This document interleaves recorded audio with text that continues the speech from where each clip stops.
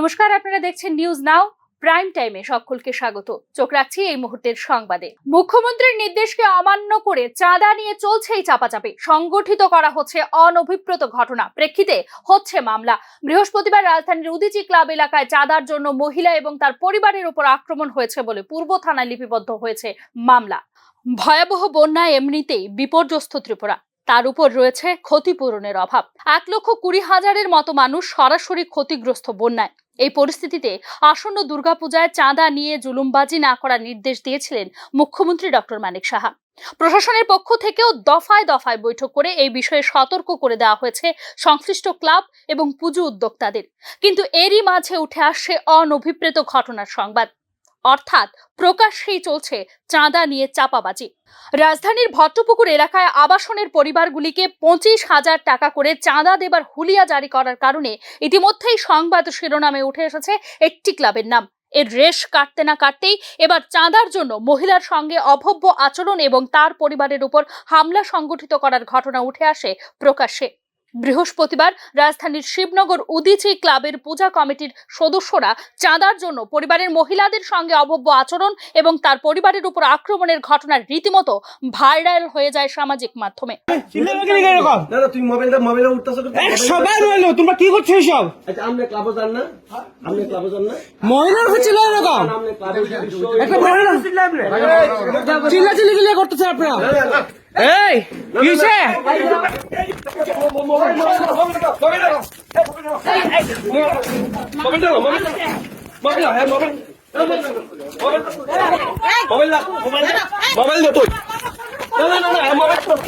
পরবর্তী সময়ে এই বিষয়ে পূর্ব থানায় একটি মামলা দায়ের করে সংশ্লিষ্ট আক্রান্ত পরিবার। মুখ্যমন্ত্রীর বিষয়ে চাঁদা নিয়ে এমন যাতে না হয়, তবুও তারা এমন এইসব করছে।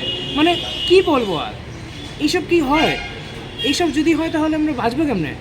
এমন এখন এইসব একটা ডাক্তারের সঙ্গে হয়েছে, কালকে কোন নর্মাল মানুষের সঙ্গে হবে, কালকে সবার সঙ্গে হবে। এমন তো কেমনে হবে? আমার একজন বন্ধু আছে, তার সঙ্গে এমন হয়েছে, তার স্যারকে ঢালতে পারি, তার সঙ্গে এমন হয়েছে। চাঁদার জুলুম, সবখানে আমি চাঁদার জুলুম চলছে।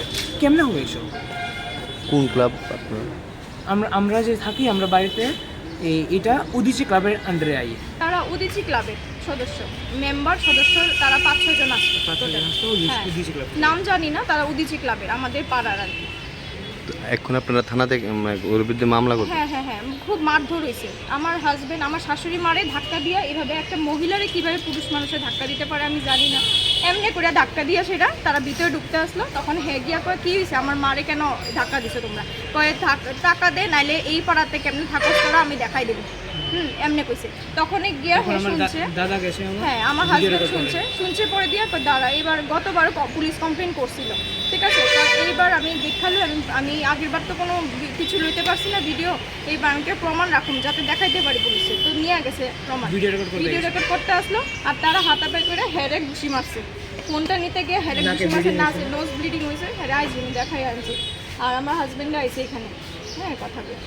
তবে তাৎপর্যপূর্ণ বিষয় হলো, ঘটনার ভিডিও ফুটেজ ভাইরাল হলেও পুলিশের চোখে এখনো পর্যন্ত দোষী সাব্যস্ত হয়নি কেউই। ফলে যা হবার হয়েছেও তাই। এখনো পর্যন্ত নেই কোনো গ্রেফতার। স্বাভাবিক কারণেই প্রশ্ন উঠছে, মুখ্যমন্ত্রীর নির্দেশ কি তবে কার্যকর করতে পারছে না আরক্ষা প্রশাসন? চাঁদা নিয়ে জুলুমবাজির মতো ঘটনাগুলির একটি ক্ষেত্রেও যদি দৃষ্টান্তমূলক শাস্তি হয়, তবে চাঁদা সুরদের হাত থেকে অনেকাংশেই রক্ষা পাবে সাধারণ মানুষ। এই ক্ষেত্রেও কোনো রকম কার্যকরী দৃষ্টান্ত তুলে ধরতে পারছে না পুলিশ বা আরক্ষা প্রশাসন। প্রশ্ন উঠছে তা নিয়েও। Bureau report, news now.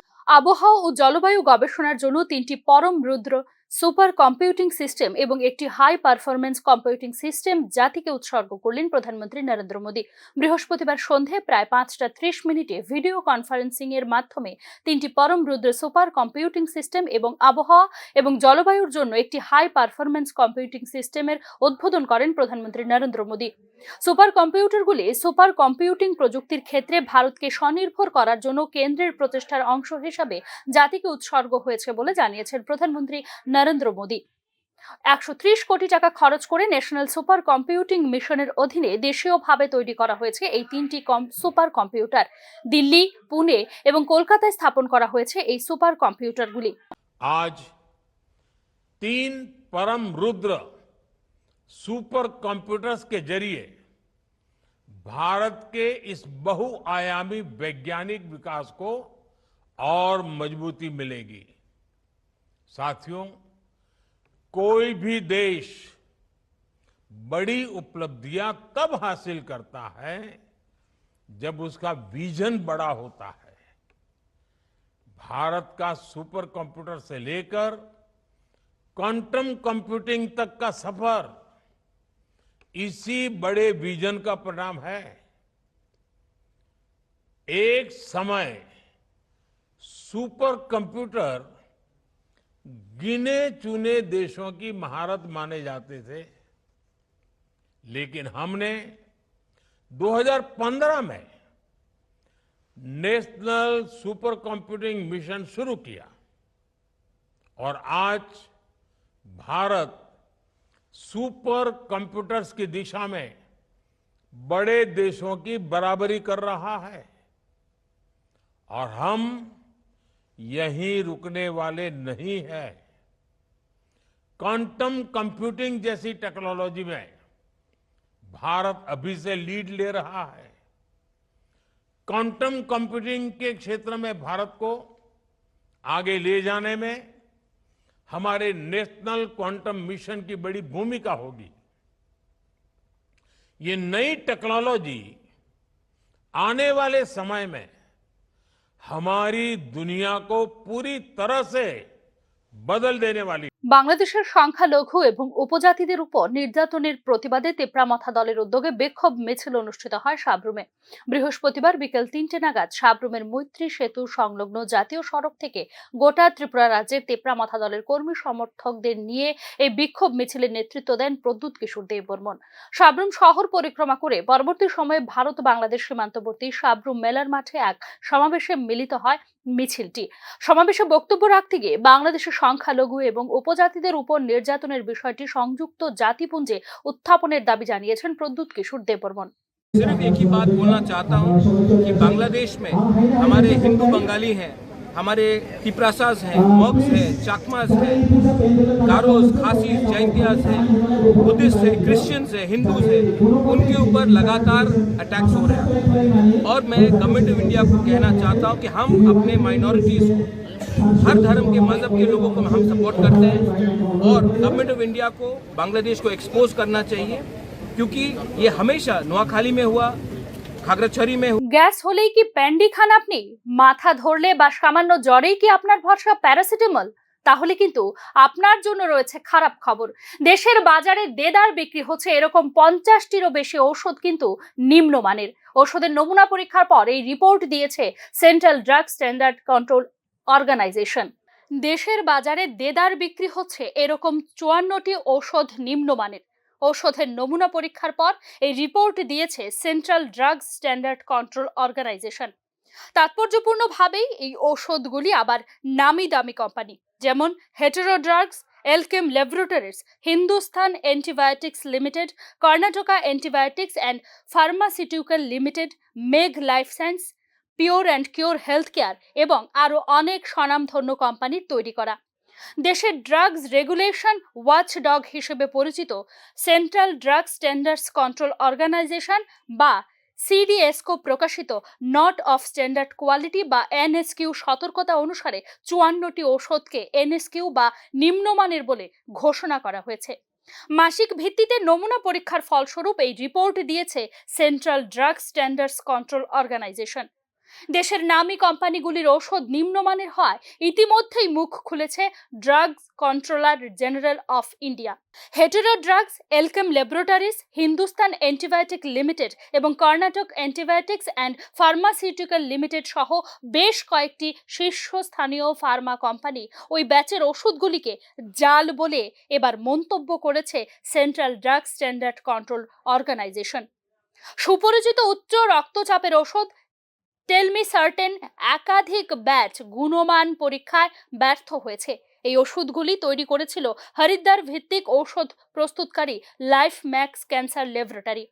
Hindustan antibiotic limited দ্বারা উৎপাদিত পাকস্থলীর সংক্রমণের চিকিৎসার জন্য একটি জনপ্রিয় ঔষধ মেট্রোনিডাজল ব্যর্থ হয়েছে গুণমান পরীক্ষায়। একইভাবে টরেন্ট ফার্মাসিউটিক্যালস দ্বারা বিক্রি করা এবং উত্তরাখণ্ড ভিত্তিক pure and cure health care দ্বারা উৎপাদিত সেলকল ও ব্যর্থ হয়েছে গুণমান পরীক্ষায়। এলকেম হেলথ সায়েন্সের অ্যান্টিবায়োটিক ড্রাগ ক্লাভাম 625 এবং প্যান্ডি কলকাতার একটি ঔষধ পরীক্ষা ল্যাবরেটরিতে জাল পাওয়া গেছে। এই ল্যাবে হায়দ্রাবাদ ভিত্তিক হেটেরোর সেপোডেম XV50 ড্রাই সাসপেন্সটি প্রমাণিত হয়েছে জাল ওষুধ হিসেবে। ওষুধটি শিশুদের গলা, ফুসফুস, মূত্রনালী বা আরও কিছু গুরুতর ব্যাকটেরিয়া সংক্রমণের চিকিৎসার জন্য ব্যবহার করা হয়। Karnataka antibiotics and pharmaceuticals limited paracetamol ট্যাবলেটগুলিও রয়েছে জাল বা নিম্নমানের তালিকায়। সান ফার্মার উৎপাদিত জাল ওষুধের মধ্যে রয়েছে acid reflux drug, Pentocid, erectile dysfunction drugs, Pulmosil এবং পিত্তথলি দ্রবীভূতকারী ঔষধ ইউরোসকল 30। অন্যান্য ওষুধগুলির মধ্যে একটি জনপ্রিয় উচ্চ রক্তচাপের ঔষধ গ্লেনমার্কের টেলমা H ব্যর্থ হয়েছে গুণমান পরীক্ষায়। মলেকিউলস ফার্মার আর্থারাইটিস ঔষধ ডিফকোর্ড 6 ও নিম্নমানের বলে জানিয়েছে Central Drugs Standards control Organisation. জাল ঔষধ বিক্রির ক্ষেত্রে ড্রাগস অ্যান্ড কসমেটিক্স অ্যাক্ট 1940 রয়েছে ভারতে। বিক্রির উদ্দেশ্যে তৈরি যে কোনো ঔষধ বা চিকিৎসা প্রস্তুতিতে ভেজালের জন্য শাস্তি প্রদানের জন্য রয়েছে ভারতীয় দণ্ডবিধির ধারা 274 এবং 275 এবং ভারতীয় ন্যায় সংহিতা। সরকারি তথ্য অনুযায়ী ভারতে প্রায় 3000 ঔষধ কোম্পানি এবং 10,500 উৎপাদন ইউনিট রয়েছে। দেশের ঔষধ উৎপাদন শিল্প 2024 সালের শেষ নাগাদ তার বর্তমান মূল্য $50 বিলিয়ন থেকে $65 বিলিয়ন পর্যন্ত বৃদ্ধি পাবে এবং 2030 সালের মধ্যে তা $130 বিলিয়ন পৌঁছাবে বলে এক রিপোর্টে উল্লেখ করেছে drugs controller general of India. অপরদিকে কেন্দ্রীয় সংস্থা ASPACRISIL রিপোর্ট অনুসারে দেশে বিক্রি হওয়া ফার্মাসিউটিক্যালস পণ্যের 20%ই জাল। স্বাভাবিক কারণে প্রশ্ন উঠছে, এত সব কিছুর পরও কিভাবে দিনের পর দিন এবং জাল এবং নিম্নমানের ঔষধ কিনতে বাধ্য হচ্ছেন সাধারণ মানুষ? ঔষধ নির্মাণ এবং একে বাজারজাতকরণের সম্পূর্ণ ব্যবস্থাটিকে নিয়ন্ত্রণ করার সঠিক মেকানিজম বাস্তবায়ন করতে কি ব্যর্থ সরকার? প্রশ্ন উঠছে তা নিয়েও। Bureau report, news now. দুর্গাপূজার প্রাক্কালে ত্রিপুরার বাজারে চলে এসেছে পদ্মার ইলিশ। ত্রিপুরার বাংলাদেশ থেকে 3000 মেট্রিক টন ইলিশ আমদানির অনুমতি মিলেছে আপাতত। বৃহস্পতিবার প্রথম কিস্তির 7 মেট্রিক টন মাছ এসেছে রাজ্যে। আগামীকালও ইলিশ মাছ আসবে রাজ্যে। এবার দাম চড়া হয় দুর্গোৎসবের মুহূর্তে রাজ্যের বাজারেও বেশি দামে পদ্মার ইলিশের বিক্রির সম্ভাবনা রয়েছে বলে মনে করছে সংশ্লিষ্ট ব্যবসায়ীরা। এক্ষেত্রে বড় মাপের ইলিশগুলি প্রায় 1400 টাকা প্রতি কিলো দরে এবং ছোট মাপের ইলিশ 1000 টাকা কিলো দরে বিক্রি হবে বলে জানিয়েছে সংশ্লিষ্ট ব্যবসায়ীরা। কয়েক বছর ধরে রাজ্য প্রশাসনে বিভিন্ন পদে দেওয়া হচ্ছে এডহক পদোন্নতি। অবাঞ্ছিত এডহক প্রমোশন থেকে কোনোভাবেই বেরিয়ে আসতে পারছে না বলে রাজ্য সরকারের বিরুদ্ধে অভিযোগ একাংশ কর্মচারীর। এবার 32 জন TCS গ্রেড 2 অফিসার গ্রেড 1-এ পদোন্নতি পেলেন। রাজ্য প্রশাসনে এডহক প্রমোশন পেয়ে 32 জন TCS গ্রেড 2 অফিসার পদোন্নতি পেয়েছেন সিলেকশন গ্রেডে, অর্থাৎ গ্রেড 1 অফিসার হিসেবে নিযুক্ত হয়েছেন তারা। গত কয়েক বছরে রাজ্য প্রশাসনে যেভাবে বিভিন্ন পদে এডহক পদোন্নতি হচ্ছে, এবারের এই পদোন্নতিও এর ব্যতিক্রম নয়। এডহক পদোন্নতিকে অনেকটা অবাঞ্ছিত হিসেবে গণ্য করেন কর্মচারীরা, কারণ এই এডহক তকমা না উঠলে পরবর্তী নিয়মিত পদোন্নতি প্রাপ্য হলেও তা পাবেন না সংশ্লিষ্ট অফিসাররা। 2014 সালের ব্যাচের এই TCS অফিসাররা আরও 6 মাস আগেও পদোন্নতির জন্য যোগ্য বিবেচিত হলেও রাজ্য প্রশাসনের সঙ্গে TPSCর সমন্বয়হীনতার কারণে তা কার্যকরী হয়নি বলে অভিযোগ কর্মচারীদের। রাজ্য প্রশাসনে বিগত কয়েক বছরে যা কিছু পদোন্নতি হয়েছে সবই এডহক বলে উঠে এসেছে নিউজ নাওয়ের পর্যালোচনায়। এতে করে বহু কর্মচারী যেমন দ্বিতীয় প্রাপ্য প্রমোশন পাচ্ছে না, তেমনি পেনশনে গিয়েও বেনিফিট না পাওয়ার অভিযোগ উঠেছে কর্মচারীদের পক্ষ থেকে। সুপ্রিম কোর্টে চলা পদোন্নতি সংক্রান্ত মামলার সম্ভাব্য ফলাফলকে শর্তে রেখেই কর্মচারীদের প্রমোশন দেওয়া যেতে পারে এবং এর জন্য এডহক তকমার প্রয়োজন নেই বলে মনে করেন আইনজ্ঞ মহল। তাই এই এডহক তকমা তোলার দাবি জোরদার হলেও রাজ্য সরকারের কোনো সদর্থক ভূমিকা নেই বলে অভিযোগ কর্মচারীদের একাংশের। প্রয়োজনে সাময়িক সমাধান বা প্রতিভাকে স্বীকৃতি দেওয়ার জন্য উপকারী হতে পারে এডহক পদোন্নতি, তবে তা সঠিকভাবে পরিচালিত না হলে ন্যায্যতা, স্বচ্ছতা এবং পক্ষপাতিত্বের সম্ভাবনা থেকে যায় বলে মনে করেন তথ্যবিজ্ঞ মহল। এ ধরনের ব্যবস্থাপনায় সুস্পষ্ট নীতি এবং মানদণ্ড থাকা গুরুত্বপূর্ণ, যাতে সামগ্রিক মানব সম্পদ উন্নয়নে নিতে পারে সহায়ক ভূমিকা। তা না হলে সম্পূর্ণ ব্যবস্থাটি আক্ষরিক অর্থে হয়ে ওঠে অবাঞ্ছিত। Bureau report, news now. রাজধানীতে বিভিন্ন কর্মসূচির মধ্য দিয়ে বৃহস্পতিবার পণ্ডিত ঈশ্বরচন্দ্র বিদ্যাসাগরের 204তম জন্মজয়ন্তী উদযাপন করল বিভিন্ন সংগঠন। তার অবদান ও কর্মকাণ্ডকে বিনম্র চিত্তে স্মরণ করে পণ্ডিত ঈশ্বরচন্দ্র বিদ্যাসাগরকে শ্রদ্ধা জানান উপস্থিত বিশিষ্ট প্রতিনিধিরা। তিনি একাধারে ছিলেন সমাজ সংস্কারক, মানব কল্যাণকামী, শিক্ষাবিদ, প্রগতিশীল বিশাল হৃদয়ের অধিকারী ও সর্বোপরি দেশের জন্য নিবেদিত প্রাণ পুরুষ।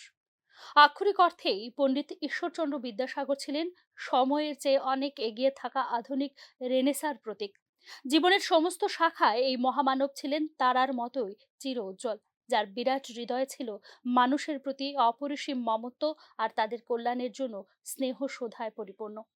কোনো বিশেষ বিশেষণে পণ্ডিত ঈশ্বরচন্দ্র বিদ্যাসাগরের সমুদ্র সমান জীবন ও কর্মকে বর্ণনা করা প্রকৃতপক্ষেই কঠিন। যতদিন জাতির ইতিহাস থাকবে ততদিন পণ্ডিত ঈশ্বরচন্দ্র বিদ্যাসাগরের নাম স্বর্ণের আকারে লেখা থাকবে সমাজ সচেতন প্রতিটি মানুষের হৃদয়ে। পণ্ডিত ঈশ্বরচন্দ্র বিদ্যাসাগরের 204তম জন্মজয়ন্তী উপলক্ষে আয়োজিত বিভিন্ন অনুষ্ঠানের সেই সুরই বেঁধে দিলেন শ্রদ্ধাঞ্জলি কর্মসূচিতে উপস্থিত বিভিন্ন বিশিষ্ট প্রতিনিধিরা। ড্রপগেট এলাকায় রাজ্য তথ্য সংস্কৃতি দফতরের উদ্যোগে আয়োজিত হয় মূল অনুষ্ঠানে পণ্ডিত ঈশ্বরচন্দ্র বিদ্যাসাগরের প্রতিকৃতিতে ফুল দিয়ে শ্রদ্ধা জানান কর্মসূচিতে উপস্থিত বিশিষ্ট প্রতিনিধিরা। অনুষ্ঠানে অতিথিদের মধ্যে উপস্থিত ছিলেন পশ্চিম ত্রিপুরা জেলা সভাধিপতি বলাই গোস্বামী, তথ্য সংস্কৃতি দফতরের সাংস্কৃতিক উপদেষ্টা কমিটির চেয়ারম্যান সুব্রত চক্রবর্তী এবং তথ্য সংস্কৃতি দফতরের অধিকর্তা বিম্বিসার ভট্টাচার্য সহ অন্যান্যরা। অনুষ্ঠানে পণ্ডিত ঈশ্বরচন্দ্র বিদ্যাসাগরের ভাবধারা ও তার জীবন দর্শন নিয়ে আলোচনা করেন পশ্চিম ত্রিপুরা জেলার সভাধিপতি বলাই গোস্বামী। আজকে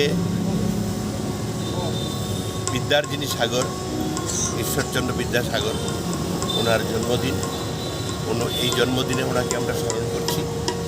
ওনার যে কর্মধারা, ওনার যে নীতি সমাজ পরিবর্তনের, সেই নীতি আজকে আমাদের সমাজে বিশেষভাবে প্রয়োজন। তার নীতি আদর্শ নিয়ে আমরা সমাজে চলব এবং সমাজ পরিবর্তনের জন্য এবং সামাজিকভাবে সুস্থভাবে বেঁচে থাকার জন্য সবাইকে ওনার নীতি অনুসরণ করার জন্য আমি অনুরোধ করব। তাছাড়াও রাজধানীর বিভিন্ন জায়গায় পণ্ডিত ঈশ্বরচন্দ্র বিদ্যাসাগরের 204তম জন্মজয়ন্তী পালন করে AIDSO ও all India save education committee সহ একাধিক সংগঠন।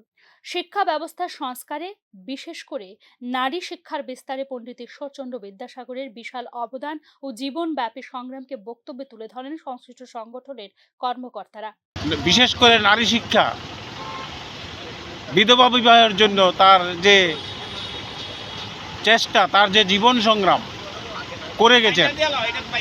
বর্তমান অবস্থার প্রেক্ষিতে পণ্ডিত ঈশ্বরচন্দ্র বিদ্যাসাগরের আদর্শ ও প্রাসঙ্গিকতা আরো বেশি করে অনুসরণ করা দরকার হয়ে পড়েছে বলে বিভিন্ন সংগঠনের প্রতিনিধিরা জানান। নবজাগরণের যে আলো দিয়ে পণ্ডিত ঈশ্বরচন্দ্র বিদ্যাসাগর বাঙালি জাতি তথা দেশের সমাজকে আলোকিত করে তুলেছিল, তার সবচেয়ে প্রকৃষ্ট উদাহরণ হলো সারা জীবনব্যাপী তার অক্লান্ত কর্মকাণ্ড। নিজের জীবন আদর্শ দিয়ে পণ্ডিত ঈশ্বরচন্দ্র বিদ্যাসাগর প্রমাণ করে গেছেন নিছক পুঁথিগত বিদ্যা নয়, মানুষকে অতল থেকে টেনে তুলে তাদের জীবনে নতুন আলোর সন্ধান দেওয়াই ছিল তার জীবনের মূল লক্ষ্য। বাংলার ধুলি ভরা মেঠো পথে তাই ধুতি পরা শীর্ণকায় ঈশ্বরচন্দ্র বিদ্যাসাগর পাহাড়ের মতোই উচ্চতা নিয়ে হেঁটে যাবেন আরো হাজারো বছর। Bureau report, news now. কৃষিকাজে জলবায়ু পরিবর্তন এবং উন্নত প্রযুক্তি ব্যবহারের উপর জাতীয় পর্যায়ের আলোচনা সভার আয়োজন হয় বৃহস্পতিবার। লেম্বুছড়া কৃষি বিশ্ববিদ্যালয়ে আয়োজিত আলোচনা সভায় উপস্থিত ছিলেন রাজ্যপাল ইন্দ্রসেনা নান্ডলু। আলোচনা সভায় বক্তব্য রাখতে গিয়ে জলবায়ু পরিবর্তনের সাথে সাথে প্রযুক্তিগত উন্নতির মাধ্যমে কৃষি ক্ষেত্রে সার্বিক বিকাশের উপর গুরুত্ব আরোপ করেন রাজ্যপাল। And for experimental purpose, KVKs are up there. Most of the agricultural people and most of the officers and at the same time most of the public representatives, they know they don't know what is KVKs. KVK is nothing but KVKs. It is from lab to land. अपन जो research करते हैं वो farmer को जाने से पहले experiment करने का एरिया है KVK। নিয়মিতকরণের দাবিতে বৃহস্পতিবার ডেপুটেশন প্রদান করলো বন দফতরের অনিয়মিত কর্মীরা। অনিয়মিত কর্মীদের একটি প্রতিনিধি দল ডেপুটেশন প্রদান করেন দপ্তরের আধিকারিকের নিকট। দীর্ঘ বছর ধরে অনেক অনিয়মিত কর্মী হিসেবে নিযুক্ত আছেন বন দফতরে। মাত্র 12,000 টাকার বিনিময়ে তারা কাজ করছেন। এখনো পর্যন্ত তাদের নিয়মিত করার কোনো উদ্যোগ গ্রহণ করছে না সরকার। পরিশ্রমের যথার্থ মজুরি না পাওয়ার ফলে তারা আর্থিক ক্ষতির সম্মুখীন হচ্ছেন বলে অভিযোগ করেন সংশ্লিষ্ট অনিয়মিত কর্মীরা। ডেপুটেশন দিতে আছে আমাদের রেগুলারেশন জন্য, আমরা তো স্কেল নেই, কিচ্ছু পাচ্ছি না, কোনো রকম বেনিফিট আমাদের নেই, আমাদের আইডেন্স নেই, পেনশন নেই। অনেক আমাদের ভাই বোনরা মারা যাচ্ছে কিন্তু কিছু পাচ্ছে না ওনাদের ফ্যামিলিরা। তারপর আমাদের কোনো দিয়ে নেই, নেই ইনক্রিমেন্ট নেই, কিছু নেই। 12,000 টাকা বেতন দিয়ে আজকের দিনে কি সংসার চালানো সম্ভব? মাননীয় মুখ্যমন্ত্রী স্যার জানি না আমাদের ব্যাপারটা জানে কিনা, আমরা স্যারের কাছে আপনাদের মাধ্যমে অনুরোধ জানাই, স্যার বিনম্র অনুরোধ আপনার কাছে, আপনি আমাদের কথা একটু ভাবুন, আমাদের কথা চিন্তা করুন, আমাদের ফ্যামিলির কথা চিন্তা করুন। আমরা আর পারছি না এই বেতনে সংসার চালাতে, আর পারছি না। আমাদের এখন মৃত্যুবরণ করেছে, আর কোনো উপায় নেই। এই বেতনে কোনো রকমই পরিবার নিয়ে সংসার চালানো সম্ভব নয়, এত দাম জিনিসপত্রের।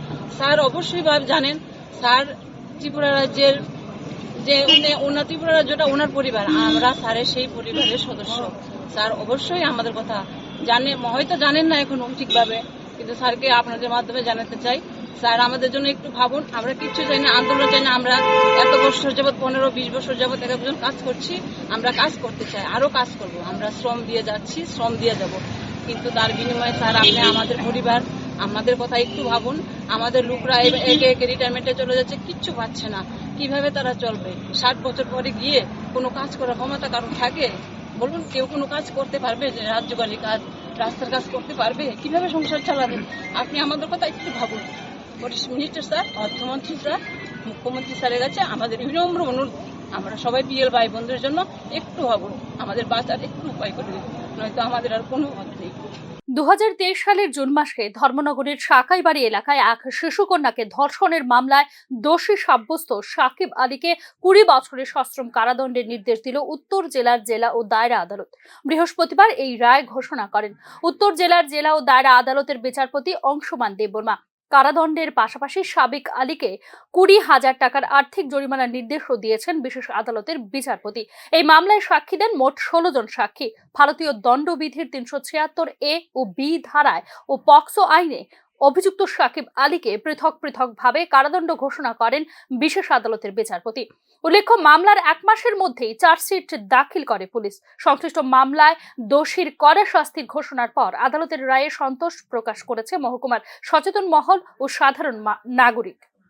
376AB ভারতীয় দণ্ডবিধির 376AB দ্বারায় উনাকে 20 বছরের জন্য কারাদণ্ড। দুর্গাপূজাকে সামনে রেখে দূষণ নিয়ন্ত্রণ পর্ষদের উদ্যোগে বৃহস্পতিবার সুকান্ত একাডেমিতে অনুষ্ঠিত হয় এক মত বিনিময় সভা। পূজায় যে সমস্ত ক্লাব দূষণ নিয়ন্ত্রণের বার্তা রাখবে তাদের পর্ষদ আর্থিক অনুদান দেবে বলে মত বিনিময় সভায় জানান সংশ্লিষ্ট দপ্তরের মন্ত্রী অনিমেষ দেববর্মা। সমস্ত নিয়ম মেনে পূজা করার জন্য ক্লাবগুলিকে আবেদন রাখেন তিনি। তবে পূজায় দূষণ নিয়ন্ত্রণ করা যে সংশ্লিষ্ট দপ্তরের একার পক্ষে সম্ভব নয় সে কথাও জানিয়েছেন মন্ত্রী। স্থানীয় প্রশাসনের সহযোগিতায় ও দূষণ নিয়ন্ত্রণ পর্ষদের পরামর্শক্রমে দূষণ নিয়ন্ত্রণ সম্ভব বলে অভিমত প্রকাশ করেন মন্ত্রী অনিমেষ দেববর্মা। মূর্তি বিসর্জনের সময়ও সরকারের নিয়ম কানুন মেনে মূর্তি বিসর্জন করার জন্য সভায় আবেদন রাখেন সংশ্লিষ্ট দপ্তরের মন্ত্রী।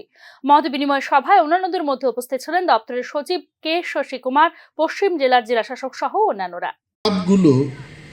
পরিবেশকে সুস্থ রাখা, ক্লিন এবং স্পিয়ার কর্পসের তত্ত্বাবধানে আগরতলায় মিলিটারি স্টেশন আর্মি প্রাক প্রাথমিক বিদ্যালয়ে বৃহস্পতিবার পালন করা হয় বিশ্ব পরিবেশগত স্বাস্থ্য দিবস। কর্মসূচির অঙ্গ হিসেবে বৃক্ষরোপণ অভিযানের আয়োজন করা হয়। তাতে অংশগ্রহণ করে 26 জন ছাত্র এবং সেনা সদস্যরা। সবুজায়ন ও পরিবেশ বান্ধব পরিবেশ তৈরি করা লক্ষ্য নিয়ে বৃক্ষরোপণ অভিযানে প্রায় 100টি দেশীয় গাছ ও ফুল গাছের চারা রোপণ করে স্কুলের ছাত্রছাত্রীরা। সচেতনতা বৃদ্ধি এবং সমাজ ও জাতির জন্য এ ধরনের কর্মসূচি আগামী দিনেও জারি থাকবে বলে জানিয়েছে আগরতলা ভারতীয় সেনাবাহিনী স্পিয়ার কর্পস। চারিপাড়া এলাকার যুবক শুভঙ্কর সাহা হত্যা মামলায় আরো 2 অভিযুক্তকে আটক করেছে আমতলী থানার পুলিশ। ধৃত 2 অভিযুক্তের নাম শান্তনু সেন এবং জয়ন্ত দেবনাথ। প্রসঙ্গত গত 17 সেপ্টেম্বর আমতলী থানার অন্তর্গত কাঞ্চননগর এলাকায় শুভঙ্কর সাহা নামে এক যুবককে 6 অভিযুক্ত মিলে ধারালো অস্ত্র দিয়ে আঘাত করে আহত করে। পরে 18 সেপ্টেম্বর শুভঙ্কর সাহা জিবি হাসপাতালে চিকিৎসাধীন অবস্থায় মারা যায়। এ ব্যাপারে আমতলী থানার পুলিশ নির্দিষ্ট ধারায় মামলা নথিভুক্ত করে। 18 সেপ্টেম্বর বাপন চক্রবর্তী নামে এক যুবককে গ্রেফতার করে। তারপর একে একে আরো 2 অভিযুক্ত পুলিশের জালে ধরা পড়ে। পরে গোপন সূত্রের সংবাদের ভিত্তিতে আমতলী থানার পুলিশ এই ঘটনায় আটক করে আরো 2 অভিযুক্ত শান্তনু সেন এবং জয়ন্ত দেবনাথকে। শুভঙ্কর সাহা হত্যা মামলায় 6 অভিযুক্তর মধ্যে এখনো পর্যন্ত 5 অভিযুক্ত পুলিশের জালে আটক হয়েছে। 5 জনের মধ্যে একজন বর্তমানে জেল হেফাজতে রয়েছে এবং বাকি 4 জন পুলিশ হেফাজতে রয়েছে। পুলিশি তদন্ত নিয়ে বিস্তারিত জানিয়েছেন আমতলী থানার ওসি স্মৃতি কণ্ঠবর্ধন। বাকি আরো এক অভিযুক্ত গ্রেফতারের জন্য পুলিশ চেষ্টা চালিয়ে যাচ্ছে বলে জানিয়েছে আমতলী থানার ওসি। সেন এবং জয়ন্ত দেবনাথ এই 2 জনকে রাতে আমরা বাদাঘাট এরিয়া থেকে ভুবনকে আমরা তাদের 2 জনকে ধরতে পারছি। 4 জন এখন পর্যন্ত। আগরতলার প্রাণ কেন্দ্র সেন্ট্রাল রোডে পরপর 3টি দোকানে হানা দিয়ে নগদ অর্থ সহ মূল্যবান সামগ্রী নিয়ে গেল চোরেরা। পুজোর আগে চুরির ঘটনায় ব্যবসায়ীদের মধ্যে ব্যাপক আতঙ্কের সৃষ্টি হয়েছে। কিছুদিন আগেই সদর এসডিপিও জানিয়েছিলেন পূজা উপলক্ষে রাজধানীতে থাকবে কড়া পুলিশি টহল। পুলিশের টহলের মধ্যেই এবার রাজধানীর প্রাণকেন্দ্র সেন্ট্রাল রোডে পরপর 3টি দোকানে হানা দিল বেপরোয়া চোরেরা। স্টেশনারি ব্যবসায়ী রতন বণিক, কাপড় ব্যবসায়ী অঞ্জন কুমার দেব ও প্রাণ ভল্লভ বণিকের দোকানে চুরি গেল নগদ অর্থ ও মূল্যবান সামগ্রী। তার মধ্যে ব্যবসায়ী রতন বণিকের দোকান থেকে আনুমানিক ৭৬,০০০ টাকা চুরি হয়েছে বলে জানিয়েছেন ভুক্তভোগী ব্যবসায়ী। ঘটনার পর তদন্তের জন্য ঘটনাস্থলে ছুটে যায় পূর্ব থানার পুলিশ। পূজার আগে শহরের মধ্যে পরপর চুরির ঘটনায় স্থানীয় ব্যবসায়ীদের মধ্যে ব্যাপক আতঙ্কের সৃষ্টি হয়েছে। মোটামুটি ৭৬,০০০ মতো নিচ্ছে। এটা কোন জায়গা? এটা হ্যাঁ, এটা সেন্ট্রাল রোডে, আগরতলা সেন্ট্রাল রোড। এটা তো একদম মানে মেইন প্রপার আগরতলা শহরের। আতঙ্কিত ব্যবসায়ীরা জানিয়েছেন এই এলাকায় আগেও বিভিন্ন দোকানে চুরির ঘটনা ঘটেছে। তথাকথিত পুলিশ ব্যবস্থা ও টহলের মধ্যে চুরির ঘটনার প্রেক্ষিতে স্বভাবতই প্রশ্ন উঠেছে শহরের প্রাণ কেন্দ্রে 2টি থানার নাকের ডগায় কিভাবে পরপর 3টি দোকানের তালা ভেঙে সংগঠিত হলো চুরির ঘটনা। এমনি ক্যাশ টাকা নিছে না, জিনিসপত্র টুকটাক নিচে আর কি, টুকটাক ক্যাশ আছিল জিনিসে। সেন্ট্রাল রোডে পরপর 3টি দোকানে চুরির ঘটনায় পুলিশি তদন্ত শুরু হলেও এখনো পর্যন্ত কাউকে আটক করতে পারেনি করিতকর্মা রাজধানীর police. Bureau report, news now. এই মুহূর্তে সংবাদ এখানেই শেষ করছি। অন্যান্য আপডেটস পেতে চোখ রাখুন নিউজ নাও এর পর্দায়।